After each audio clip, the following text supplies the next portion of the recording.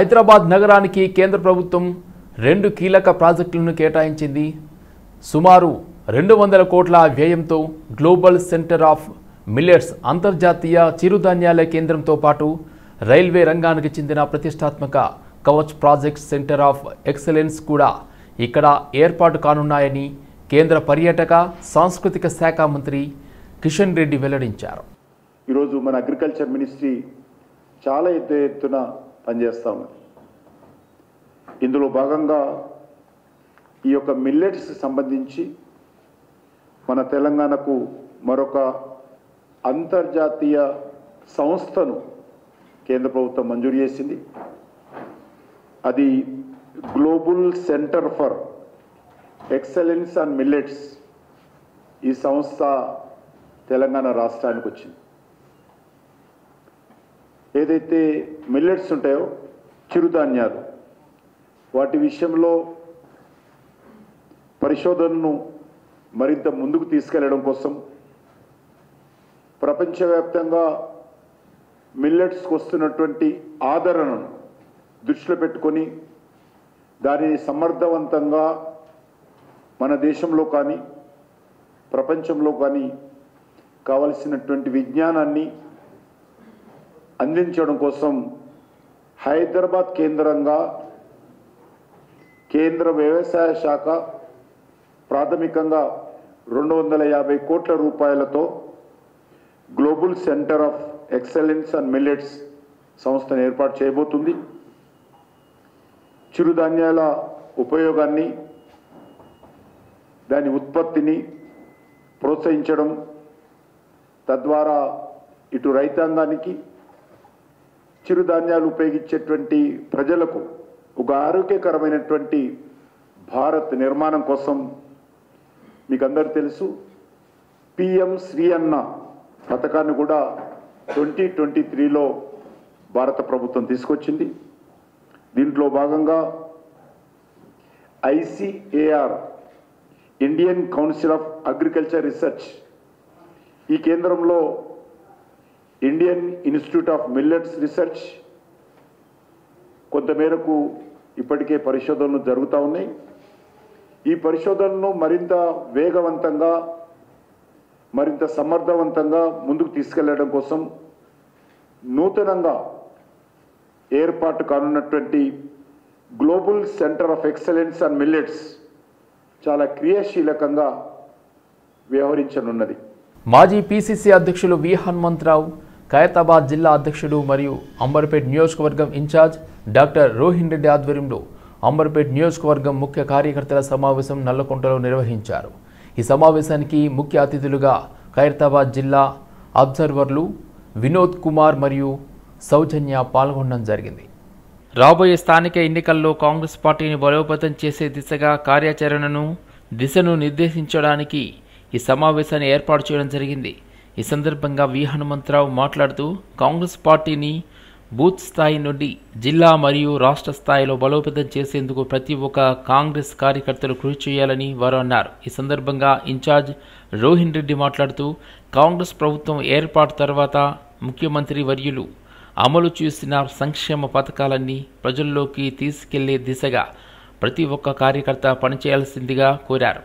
ఈ కార్యక్రమంలో TPCC general secretary R Laxman Yadav, మాజీ ఫ్లోర్ లీడర్ పుల్లా నారాయణస్వామి, ఖైరతాబాద్ జిల్లా మహిళా కాంగ్రెస్ అధ్యక్షురాలు శంభుల ఉషశ్రీ శ్రీకాంత్ గౌడ్, మాజీ యూత్ కాంగ్రెస్ అధ్యక్షుడు మోతే రోహిత్, అదేవిధంగా లక్పతి యాదగిరి గౌడ్, మాజీ కార్పొరేటర్లు దిన్ని Rambabu, Garigenti Ramesh, Puli Jagan, Harinath Reddy, TPCC secretary Shambhula Srikanth Goud, division ప్రెసిడెంట్లు, బ్లాక్ ప్రెసిడెంట్లు, అదేవిధంగా సీనియర్ కాంగ్రెస్ కార్యకర్తలు, మహిళా కాంగ్రెస్ కార్యకర్తలు తదితరులు పాల్గొన్నారు.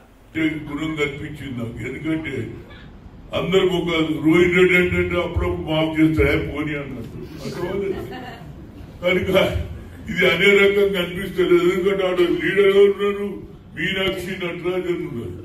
ఆమెకు సరి అయిన జవాబు చెప్పాలి. ఇక ఇప్పుడు my Laliya Saab, my 20 school आया, మై 25 स्कूल आया, ఇక నడువైన బస్తీలో ఉండుర్రి. అన్నిటికంటే పాయింట్ జబర్దస్త్ మీకు ఉపయోగపడి చెప్తున్నాయి. ఇవాళ సన్న బియ్యం ఇస్తున్నారు, అదేవిధంగా ఇల్లు కూడా ఇస్తా అంటున్నారు. కమిటీ చేసుకొని ఎవరెవరైతే నిరుపేదలు ఎవరున్నారో, మళ్ళా రాజకీయ మంది ఎవరికి ఇల్లు లేదు అలాంటి వాళ్ళ పేర్లు ఇస్తే మీకు ఇస్తే మీరు కూడా పెరుగుతారా? అరే అయ్యా ఖర్చు అలా కూడా నాకు ఇల్లు ఇప్పించింది.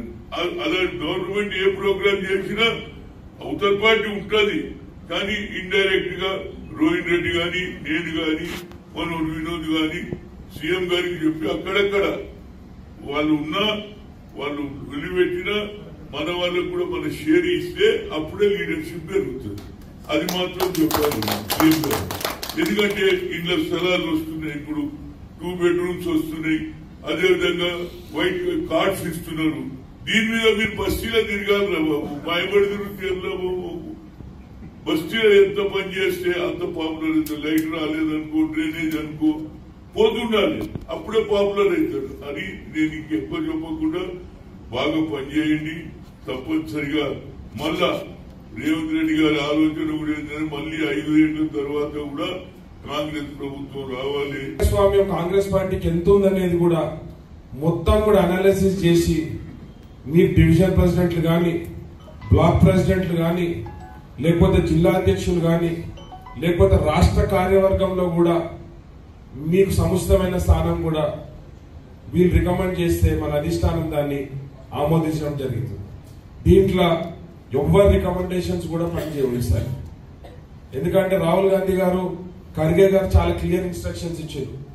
కాంగ్రెస్ పార్టీ కోసం బూత్ స్థాయి నుంచి పనిచేసే ప్రతి ఒక్క నాయకుడు కూడా కాంగ్రెస్ పార్టీలో వాళ్లకు సముచితమైన స్థానం ఇవ్వాలి. ఎందుకంటే మన ఏఐసిసి అధ్యక్షుడు మల్లికార్జున్ ఖర్గే గారు కూడా ఒక బూత్ స్థాయి నాయకుడి నుంచి ఈరోజు కాంగ్రెస్ పార్టీ అధ్యక్షుడిగా ఆయన ఈరోజు కాంగ్రెస్ పార్టీ ఆయన అందరు కలిసి డెమోక్రటిక్ వేలో ఆయన ఎంచుకున్నారు.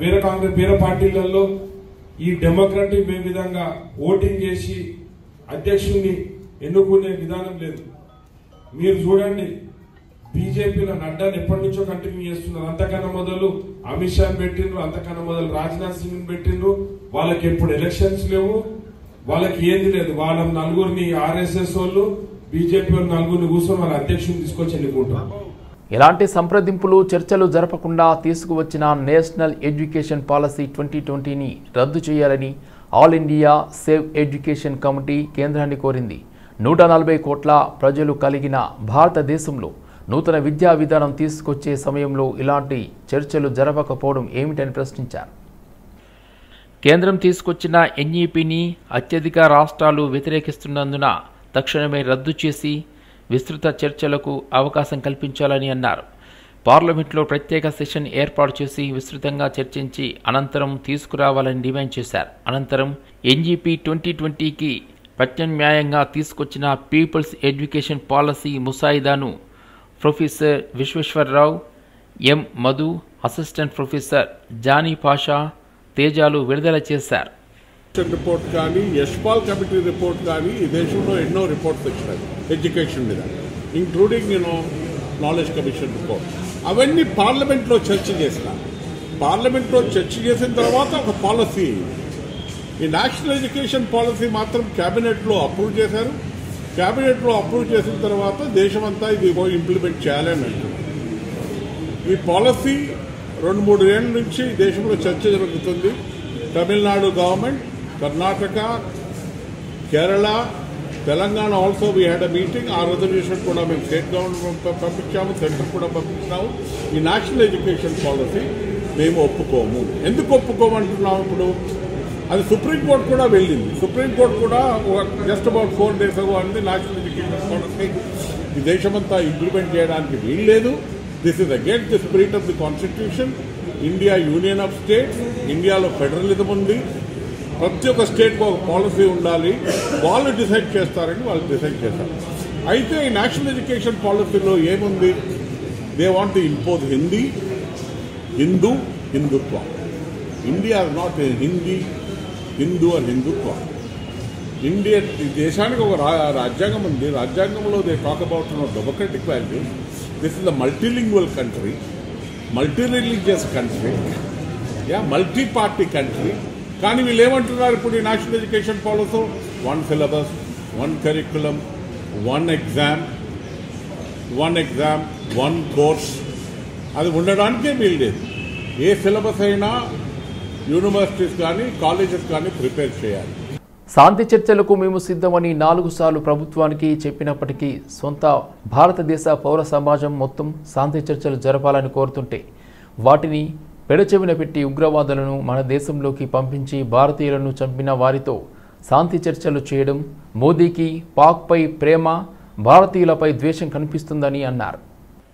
మోదీ అమిత్ షా తన మిత్రులైన ఆదాని అంబానీలకు గుట్టల్లో ఉన్న ఖనిజాలను దారాదత్తం చేయడానికి మావోయిస్టుల పేరుతో అక్కడి గిరిజనులను ఖాళీ చేయించడానికి ఆపరేషన్ కగార్ను అమలు చేస్తున్నారని, పర్యావరణం కాపాడాలంటే ఆదివాసులను రక్షించుకోవాలంటే కగార్ను నిలిపివేయాల్సిందేనని అన్నారు. మావోయిస్టులను ఏరివేయగలరే కానీ వాటి సిద్ధాంతం అయిన దోపిడీ లేని సమాజం అనే ఆశయంను తుడిచివేయలేరని అన్నారు. మావోయిస్టుల పేరుతోటి ప్రజల కోసం పోరాటం చేసేటువంటి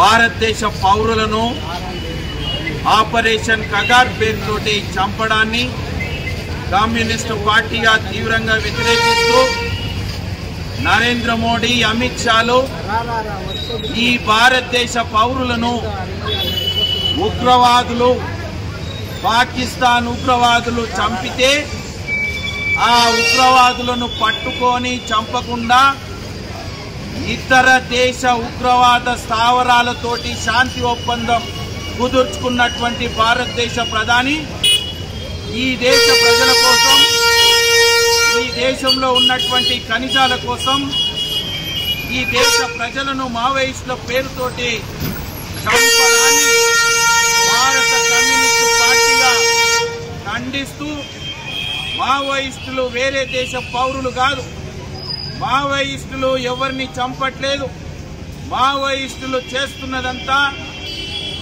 అడవిలో బతుకుతున్నటువంటి గిరిజనులను, అడవిలో ఉన్నటువంటి ఆదివాసులకు చదువునివ్వడం, వైద్యాన్ని కల్పించడం, వాళ్ళు ఉన్నటువంటి నివాసిత ప్రాంతాలను కాపాడుకోవడమే చేస్తున్నారు. కానీ మావోయిస్టు పార్టీకి సంబంధించిన వాళ్ళు పేద ప్రజలను ఎక్కడా కూడా చంపిన దాఖలాలు లేవు.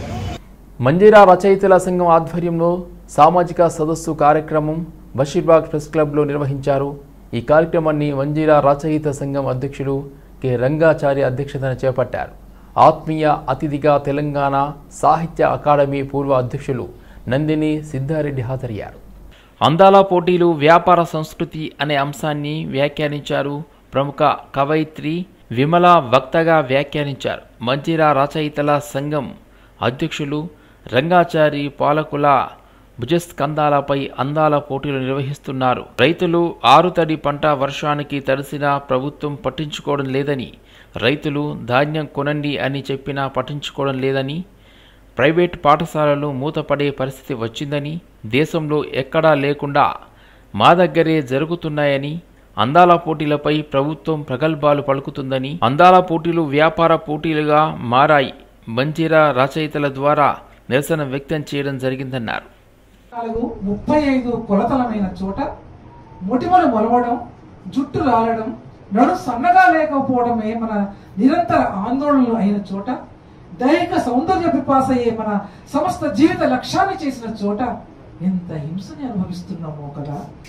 చెవులకి ముక్కులకి రంధ్రాలు పొడిచి లోలాకులు ముక్కెరలు వేలాడదీస్తాం. పెదవులకు వేళ్లకు కళ్లకు కనుబొమ్మలకు రంగులు అద్దుకుంటాం.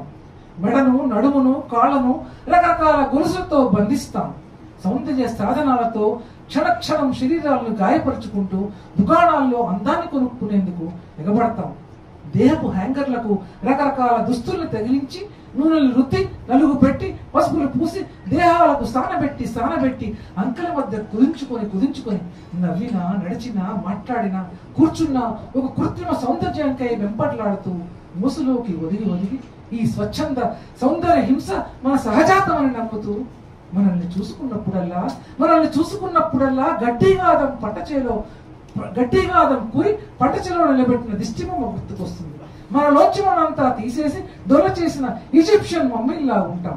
మంజీరా రచయితల సంఘం ఈ సామాజిక అంశాల మీద చర్చలు పెట్టింది, మాట్లాడింది. అనేక విషయాల మీద ప్రజలకు అవగాహన కల్పించడం కోసం కార్యక్రమాలు తీసుకున్నది. గతంలో కూడా చాలా ప్రాంతాల్లో జరిగినటువంటి అందాల పోటీలకు వ్యతిరేకంగా కూడా సిద్దిపేట కేంద్రంగా మేము అనేక కార్యక్రమాలు నిర్వహించాం. అందాల పోటీలకు వ్యతిరేకంగా కావచ్చు, తర్వాత వ్యాపార సంస్కృతికి వ్యతిరేకంగా కావచ్చు, గుట్కా లాంటి దురలవాట్లకు సంబంధించిన విషయాల మీద కావచ్చు, వరకట్నానికి సంబంధించిన విషయాల మీద కావచ్చు, వీటన్నిటి మీద సభలు, సమావేశాలు, ర్యాలీలు, మూఢనమ్మకాల మీద, దురాచారాల మీద కూడా మనసు స్పందించి అనేక కార్యక్రమాలు నిర్వహించింది. జరిగినప్పుడు గానీ, గతంలో ముంబైలో జరిగినప్పుడు గానీ, ఇంకా వేరే ప్రాంతాల్లో జరిగినప్పుడు గానీ, ఇక్కడి నుంచి మంజీరా రచయితలుగా, మంజీరా సామాజిక కార్యకర్తలుగా మెదక్ జిల్లా నుంచి మేము మా వైపు నుంచి నిరసనని, వ్యతిరేకత. ప్రధాని నరేంద్ర మోదీ సింధూర్ పేరిట నిర్వహించిన ఆపరేషన్ విజయవంతం చేయడంలో సైనికుల పోరాట పటిమ మరవలేనిదని కార్పొరేటర్ అమృత పేర్కొన్నారు. ఈ ఉగ్రవాదులు నరేంద్ర మోదీకి చెప్పుకో అని అన్న మాటలకు ప్రతి మహిళా హృదయం కలిచివేసింది అని ఆమె విచారం వ్యక్తం చేశారు. భారత సైనికుల సత్తా ఏమిటో కేవలం కొన్ని గంటల వ్యవధిలోనే చూపించడం జరిగిందని, నరేంద్ర మోదీ నాయకత్వంలో మహిళలకు ఇస్తున్న గౌరవం ఏ మేరకు ఉందో స్పష్టమైందన్నారు. పహల్గాంలో మహిళల భర్తలను దారుణంగా హత్య చేయడం బాధాకరమని, వారికి తాము మనోధైర్యాన్ని తప్ప మరేమీ ఇవ్వలేమని ఆమె అన్నారు.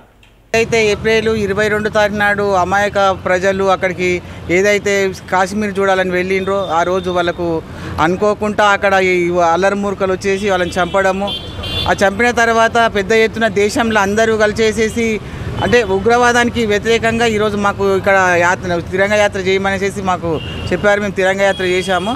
కానీ మా నరేంద్ర మోడీ గారు ఏదైతే సింధూర్ అని పెట్టాడో, సింధూరు అక్కడ వచ్చిన మహిళలకు వాళ్ళ కళ్ళ ముందటనే వాళ్ళ హస్బెండ్లను చంపేసేసేయడము, వాళ్ళ ఫ్యామిలీని చంపేస్తుంటే వాళ్ళు చూస్తుండగానే వాళ్ళని చంపడము, వాళ్ళు ఎంత బాధపడిపోయిండ్రో ఆ బాధను మేమందరం చూసి తట్టుకోలేకపోయినాము. నరేంద్ర మోడీ గారికి వెళ్ళి చెప్పండి అనేసి వాళ్ళకు ఒక మాట చెప్పినందుకు నరేంద్ర మోడీ గారు ఈరోజు ఆయన చెప్పడం కాదు, చూడడం కాదు, పోయేసేసి ఆ కంటి చూపులతోనే వాళ్ళని వచ్చేసి చంపేసి వచ్చేసారు. అక్కడ వెళ్ళేసేసి మన మహిళలు అదే సింధూరు అని పెట్టేసి నరేంద్ర మోడీ గారు సింధూరు అని పెట్టిండు. ఆ సింధూరుకు ఆపరేషన్ సింధూర్ అని ఒక నామకరణ చేసిండ్రు. దానికి అనుగుణంగానే మన భారతదేశంలో ఒక సింధూరం అంటే ఎంత వాల్యూ ఉంటుంది. ఒక బొట్టు అనేసి అంటే ఒక మహిళ, ఒక స్త్రీ, దానికి ఒక గౌరవం, మనకు లక్ష్మీదేవి అన్నీ అందులోనే ఉంటాయి. సింధూర్ అంటే ఒక ఝాన్సీ లక్ష్మీబాయి అట్లా తీసుకొని ఈరోజు మన మహిళలు వెళ్ళేసి చేయడం అంటే మాకు చాలా గర్వంగా ఉన్నది. ఎందుకంటే ఆ మహిళలు చేసి వచ్చేసింది మేము మర్చిపోలేకపోతున్నాము. వాళ్ళకు ఎవరైతే అమరవీరులు అయిందో వాళ్ళందరికీ కూడా వాళ్ళ ఫ్యామిలీలకు మా యొక్క సానుభూతి తెలపడమే కానీ మేమేం చేయలేము. వాళ్ళు చేసిన త్యాగానికి మేము మర్చిపోలేము కూడా. దేశంలో ప్రతి ఒక్కరు బాధపడ్డారు వాళ్ళు చేసిన త్యాగానికి, కానీ వాళ్ళ కుటుంబాలకు మేము ఏం చేయలేము. కానీ భగవంతుడు వాళ్ళందరికీ చల్లగా చూడాలనుకుంటున్నాము. అలాగే నరేంద్ర మోడీ గారు తీసుకున్న నిర్ణయానికి మేము కట్టుబడి చేసి ఉండి ఆయనకి ఎప్పుడు ఎన్ని వేళలా ఆయనకు సపోర్ట్గా ఉంటాము. సర్జికల్ స్ట్రైక్, ఎయిర్ స్ట్రైక్ గురించి గతంలో కేసీఆర్ కవితలు అవాకులు చెవాకులు మాట్లాడారని, ప్రస్తుతం ఆపరేషన్ సింధూర్ గురించి ఎన్ని విమానాలు కోల్పోయారని రాహుల్ గాంధీ ప్రశ్నిస్తూ దేశ సైనిక శక్తి స్థైర్యాన్ని దెబ్బతీసే ప్రయత్నం చేస్తున్నారని కేంద్ర బొగ్గు గనుల శాఖ మంత్రి బీజేపీ అధ్యక్షుడు జి కిషన్ రెడ్డి మండిపడ్డారు.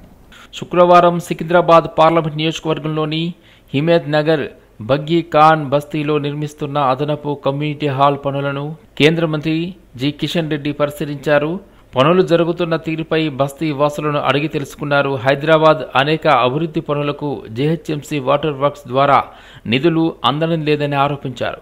ఈ రెండింటికి సీఎం రేవంత్ రెడ్డి కావాల్సిన నిధులను మంజూరు చేసి అభివృద్ధి పనులకు వేగిరం చేసేలా చర్యలు తీసుకోవాలన్నారు. బస్తీలో రోడ్లు, డ్రైనేజీలు, వీధి లైట్ల పనుల్లో జాప్యం నెలకొనకుండా కనీసం వీధి లైట్లను మార్చలేని పరిస్థితులు ప్రభుత్వం ఉందని చెప్పారు. पाकिस्तान का घुटने पर आज उतारे गए। आज ये स्थिति है देश में। देश के जनता राजनीति से उठकर, मजहब से उठकर, भाषा से उठकर, प्रांत से उठकर एकजुट होकर सेना का समर्थन में, सेना का अभिनंदन में, सेना का साथ है बोल के आज जगह जगह कार्यक्रम कर रहे।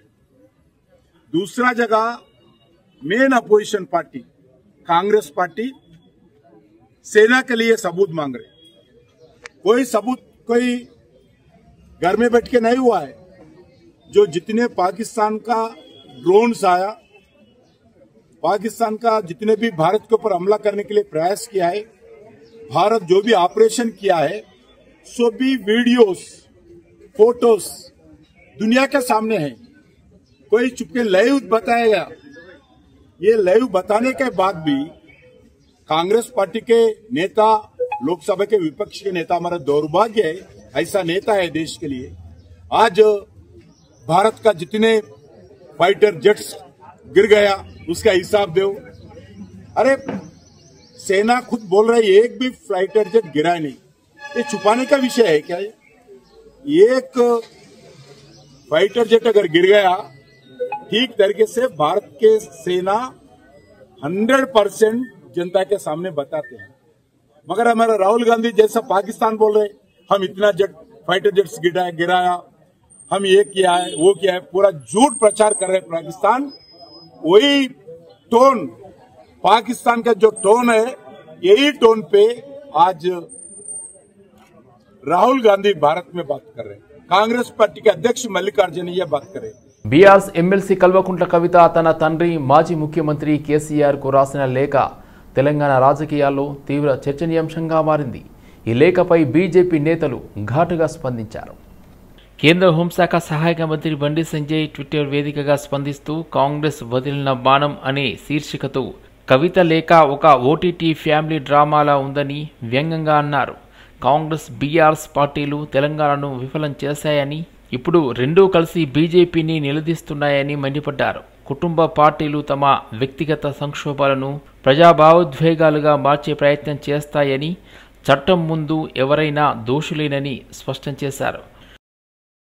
జూబ్లీహిల్స్లో హైడ్రా అధికారులు కూల్చివేతలు చేపట్టారు। పెద్దమ్మగుడి పక్కన నాలాపైన ఆక్రమణలను కూలుస్తున్నారు హైడ్రా అధికారులు। ఉదయం 6 గంటల నుండి కొనసాగుతున్న ఈ కూల్చివేతలు నాలాపై నిర్మించిన నిర్మాణాలను, షెడ్లు కూల్చివేస్తున్నారు అధికారులు। నాలాను ఆక్రమించి నిర్మిస్తున్నట్లు గుర్తించిన హైడ్రా 500 గజాలకు పైన స్థలంలో నిర్మాణాలను కూల్చివేస్తున్నారు।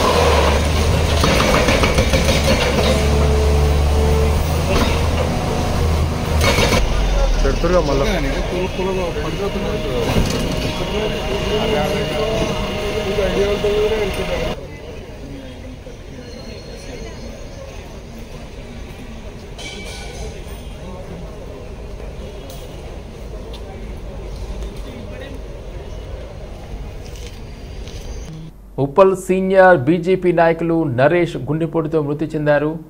వారి పార్థివ దేహానికి నివాళి అర్పించారు ఎంపీ ఈటల రాజేందర్।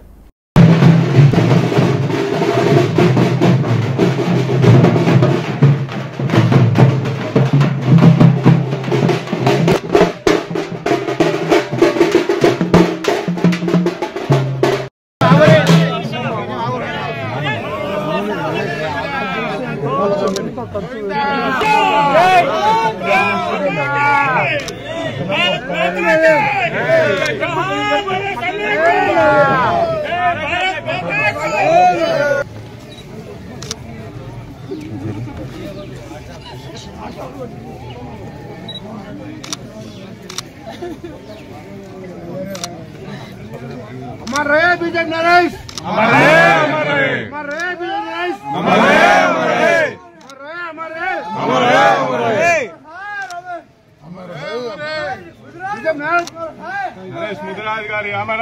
చీటింగ్ కేసులో శ్రావణ్ రావును ఒక్కరోజు కస్టడీకి అనుమతించారు నాంపల్లి కోర్టు. 5 రోజుల కస్టడీని కోరుతూ నాంపల్లి కోర్టులో పిటిషన్ వేసిన సీసీ పోలీసులు ఒక్కరోజు మాత్రమే కస్టడీకి అనుమతించారు.